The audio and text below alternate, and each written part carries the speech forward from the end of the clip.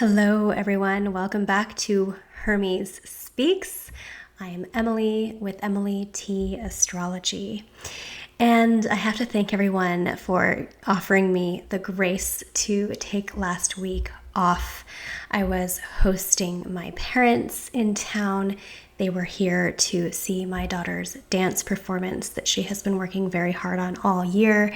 And I myself was in the theater all week, backstage, helping with said dance performance.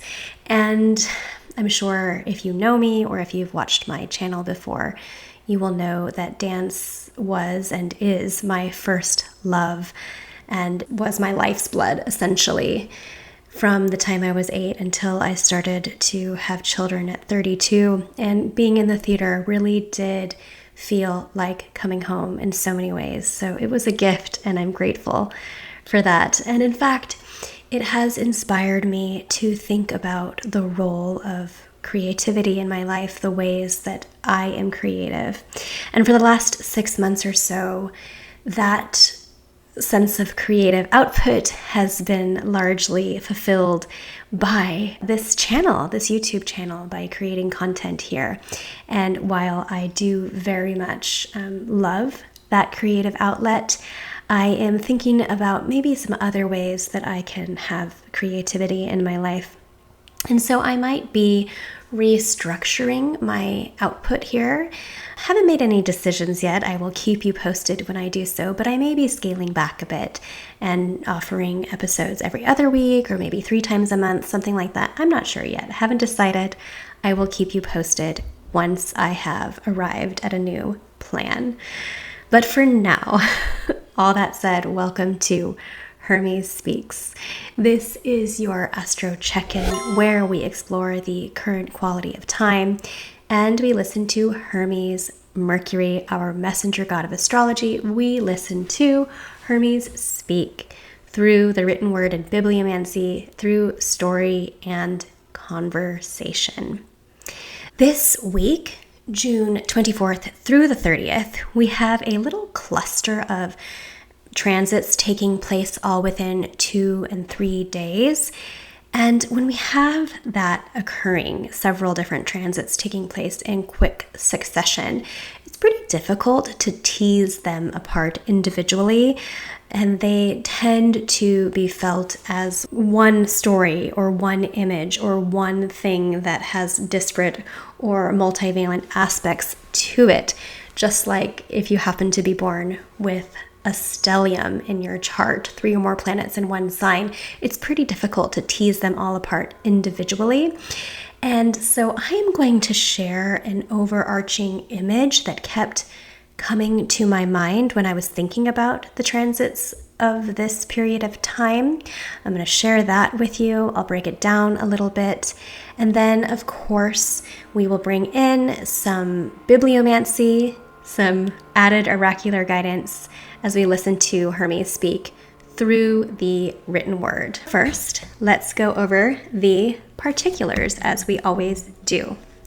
On the 28th of June, Sunday the 28th, we have Mars entering the sign of Gemini, where it will immediately be applying to a square to the lunar nodes, the north and south node in Pisces and Virgo respectively, and that square will perfect the very next day on the 29th. Mars will square the lunar nodes. Also on the 29th, Mercury in Cancer will station to go retrograde at 26 degrees of Cancer. A little later that day, we have a full moon in Capricorn. And then by the evening or early into the wee hours of the 30th, we have Jupiter moving into Leo. So that is within 3 days, the 28th through the 30th, Mars moves into Gemini, Mercury stations retrograde, we have a full moon in Capricorn, Mars squares the nodes, and Jupiter enters the sign of Leo. And so this is the image that kept coming to me as I was meditating or pondering this series of transits. I kept thinking about a large mountain, but one that was almost like in the background of a painting where the foreground is what is in focus. You can see the details of maybe a lake or some bushes or trees in the foreground of the painting, and the mountain, the large mountain, is in the background. It's kind of whitewashed. You don't see the details of the mountain. It feels like a solid, insurmountable, immovable, large chunk of rock, of stone, a big mountain. There may be some slight differentiation in hues of the surface of the mountain, but it's kind of ombre, it's faded, it's soft. It just feels like one cohesive, large mountain out there.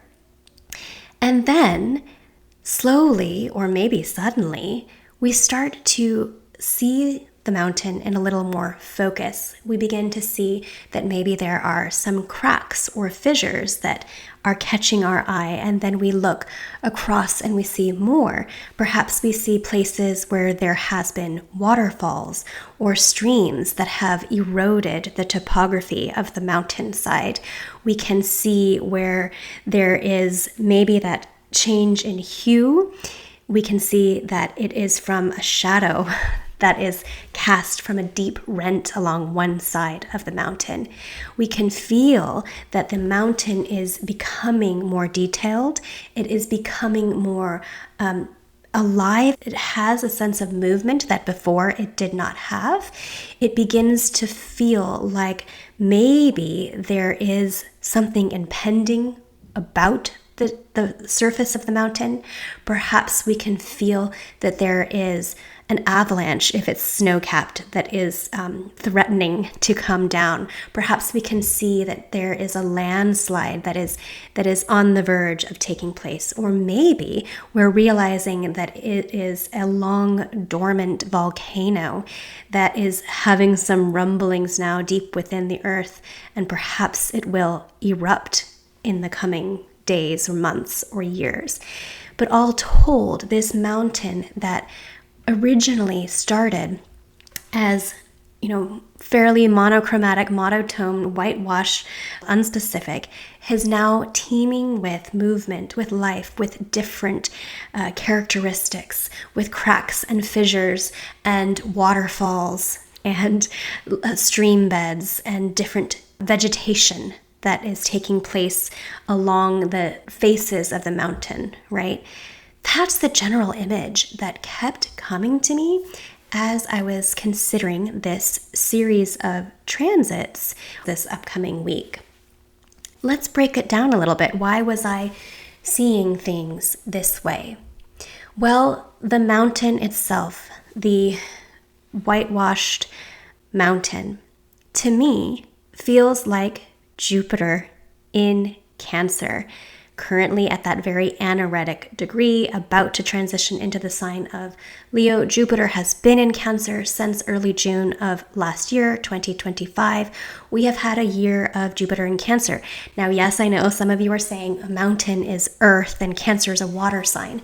But the way that this was landing with me, the way that I was seeing was Jupiter likes to augment, to amplify, to coalesce and cohere. And it feels like Jupiter has been making the mountain cohered, unified. It is softening and coalescing the entire soft, big picture of the mountain. And why a mountain instead of a lake? I think Jupiter in Cancer, the sign of the moon, the sign of the mother, wants nothing more than to cohere and coalesce around security and safety of home, of family, of our emotional states. And to me, I was picturing, maybe there is a village that sits at the foot of this mountain, and they have long looked to the mountain as their sense of security. It's a natural barrier between those outside that might come to threaten the village. And so that's kind of how I was seeing this mountain, as Jupiter culminating in Cancer, having spent the last year really calling our attention to trying to create security and safety within our sense of home, within our sense of family. almost to the point, especially now that Jupiter is at its final degrees, its last days and hours and minutes in this sign.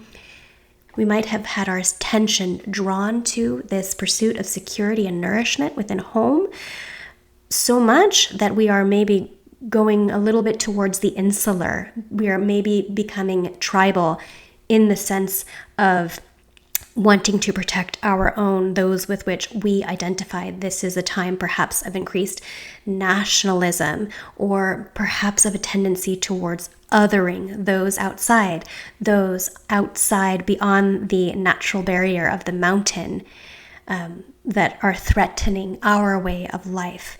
And we might be having this sense of this broad image of security and safety that we have been trying to focus on, that we have been trying to augment, we have been coalescing around for this last year.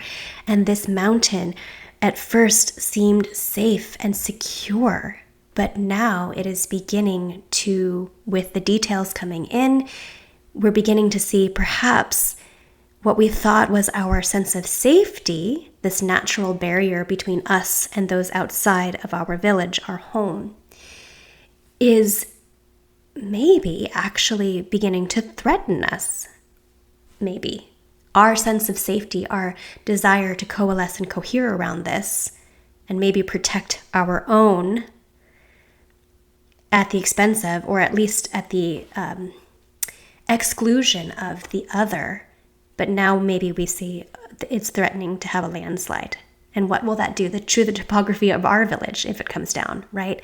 So that's how I'm thinking of the mountain itself, is Jupiter. And then what happens? Mars, our planet of action, will drive, passion, aggression, conflict, and war, moves out of Taurus, the fixed earth sign of stable, slow moving matter, earth, and into the mutable air sign of Gemini, which is disparate, which is multivalent, which is curious and quick and fast-paced. Things are shiny and curious and interesting, and something over there is shiny and curious and interesting.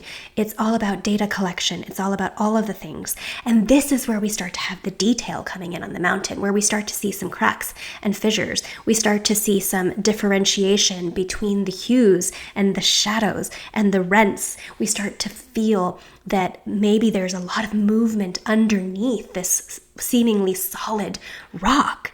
And that's Mars coming into Gemini.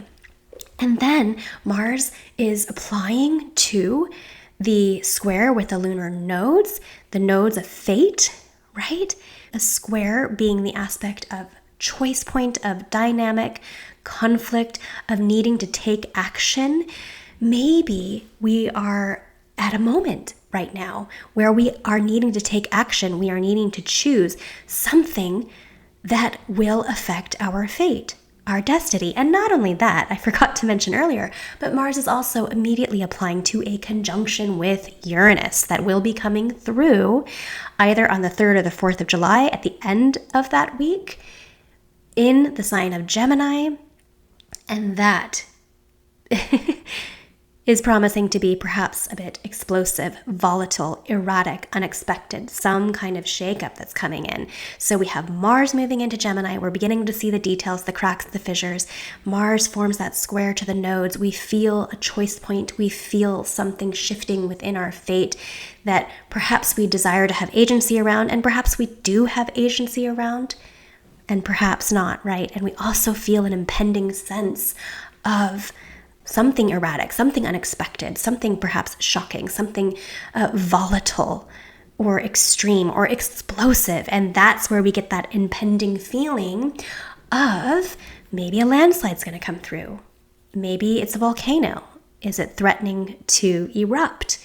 Maybe there's an avalanche that just will take a certain crack of lightning to come down, right? And so that's part of the image that I'm getting. And then we have Mercury stationing to go retrograde in Cancer. Okay, and this actually feels a little bit like a bomb to me.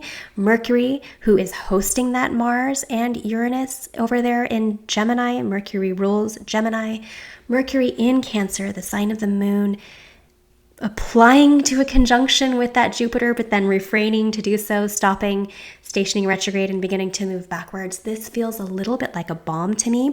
This feels like the water, the streams that we're beginning to notice rolling down the hills. We're beginning to see how water, as it moves slowly with process over time, changes the topography. It erodes, it shifts, it cuts new pathways down the landscape of the mountainside.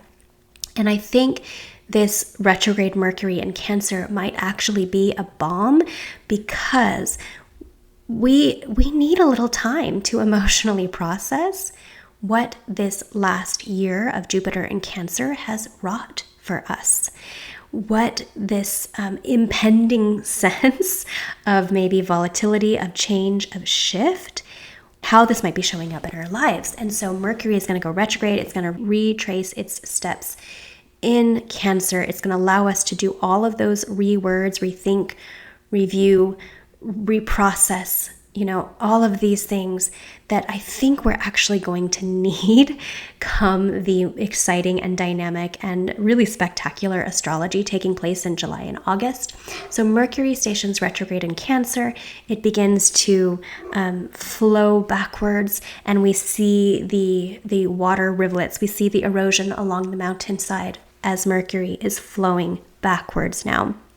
And then what happens? We have a full moon in Capricorn. And let's take a moment to look at this chart. Okay, so first and foremost, this is a full moon. Full moons are times of culmination and illumination. It is in the sign of Capricorn, which is where the moon is exiled, 180 degrees away, as far away as she can get from her home sign of Cancer. The moon herself is hosting that stationary retrograde Mercury and the anaretic Jupiter in its final hours in the sign of Cancer. And the moon is ruled by a fallen Saturn in Aries, to which she is forming a sign-based square, closing square. So the moon in Capricorn, hosted by a fallen Saturn in Aries, in a closing, integrating square to that Saturn. I gotta say, guys, this full moon kind of feels a little cranky, and I don't know if it's because my natal moon is in Cancer. I always find Capricorn moons, particularly the full moon, to be a little crunchy and hard, but this one feels that way to me.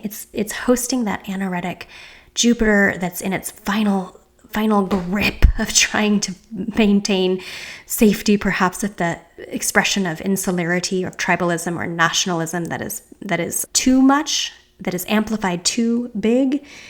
And it's hosting that Mercury that is stationary, that's really loud as it's closest to the Earth at the time that it goes retrograde. And it's in a square to its host, Saturn, fallen in Aries, feeling temperamental. I mean, Saturn doesn't like to be in Aries. So this full moon to me feels like the culmination. It feels like the culmination of Jupiter in Cancer. What have we wrought? That's what the phrase that kept coming to me. What have we wrought over this year of Jupiter in Cancer? Where has our pursuit of safety and security and nourishment and emotional safety, what has that wrought us, right?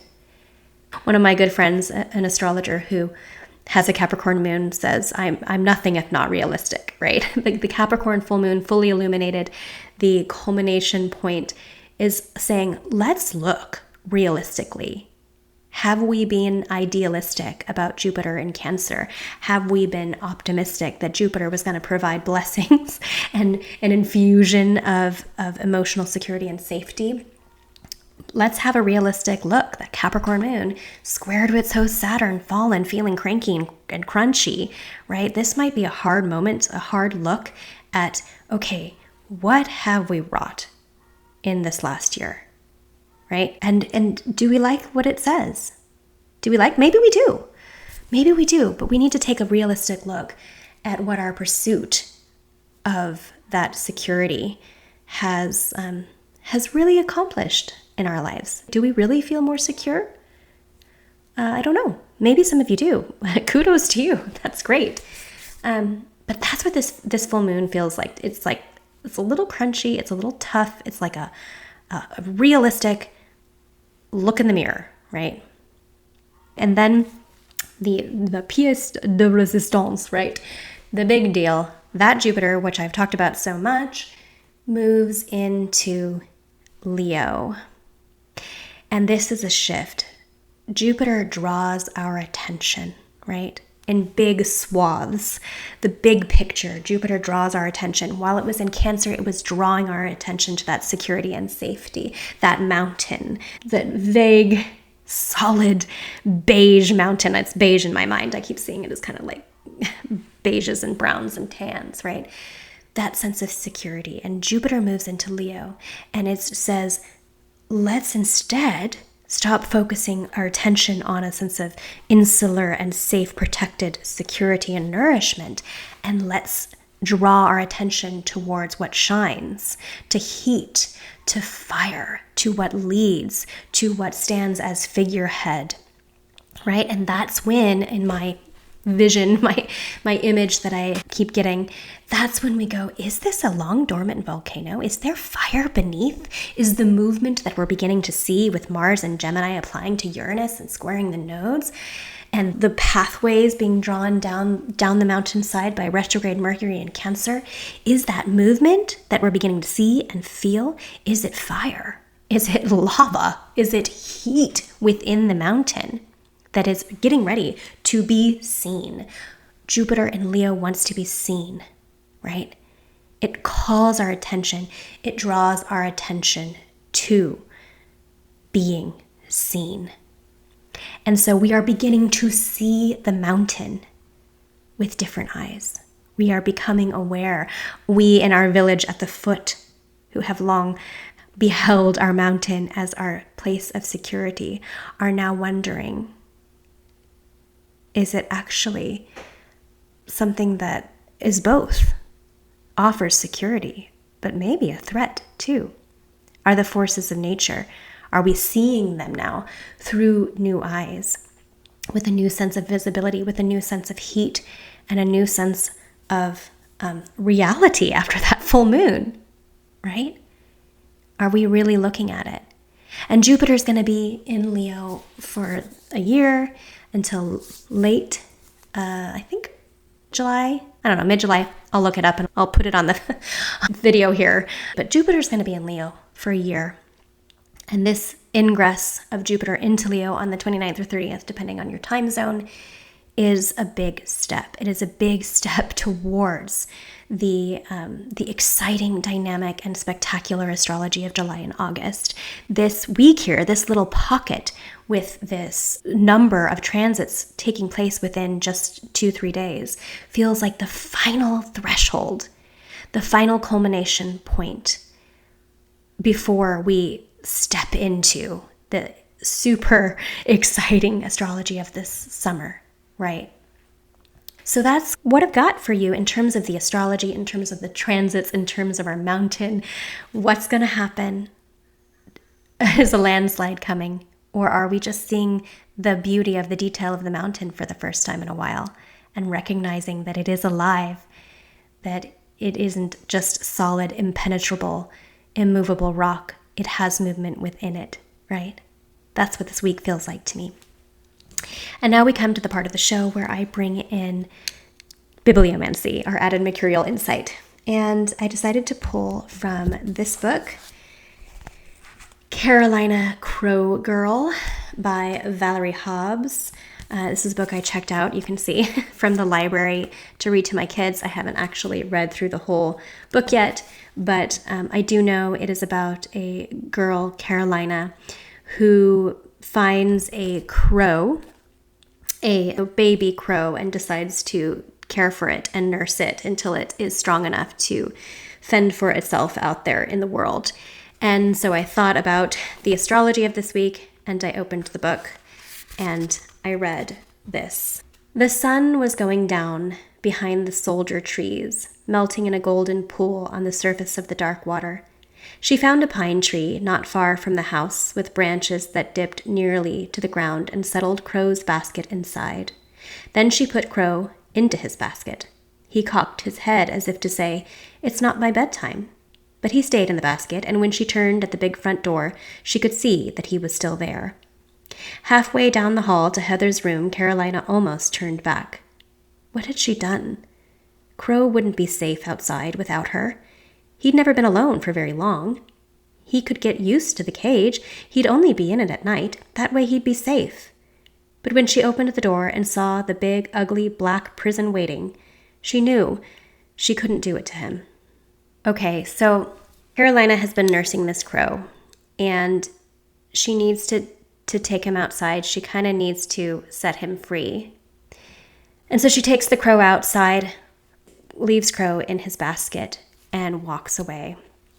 And then she's questioning, can I leave him there? He would be safe inside. He's never been outside on his own. I don't know that he is going to be safe. But then she sees the cage and says, I can't do that to him. It's not just a bird's cage. It's a prison.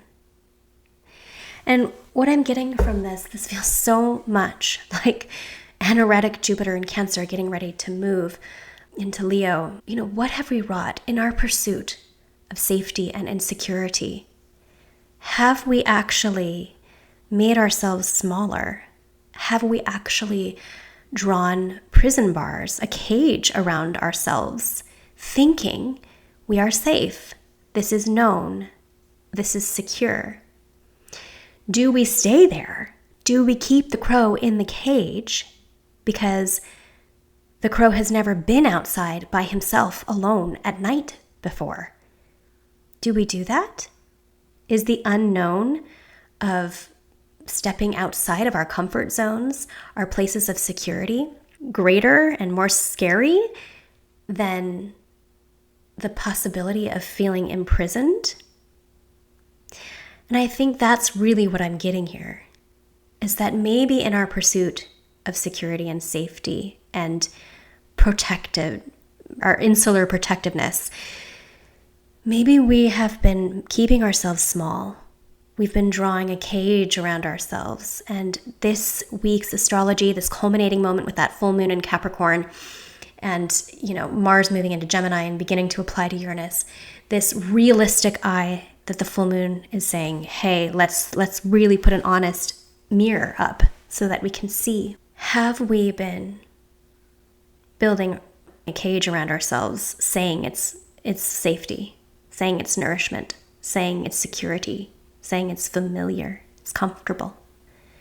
Is it time? Is it time to step into the unknown, to step forward and maybe feel unsafe, maybe feel uncomfortable, maybe feel alone? I mean, Leo, it's the sign of the sun, the sign of the king. There's a singularity about Leo, right? Are we alone? Is it time for us, without a safety net, to step forward, to step outside of the cages that we have been building around ourselves, telling ourselves it was for safety reasons, but have actually been imprisoning us, have actually been making us smaller? And I would say that this bibliomancy pull, Hermes speaking, Mercury speaking, is saying, yeah,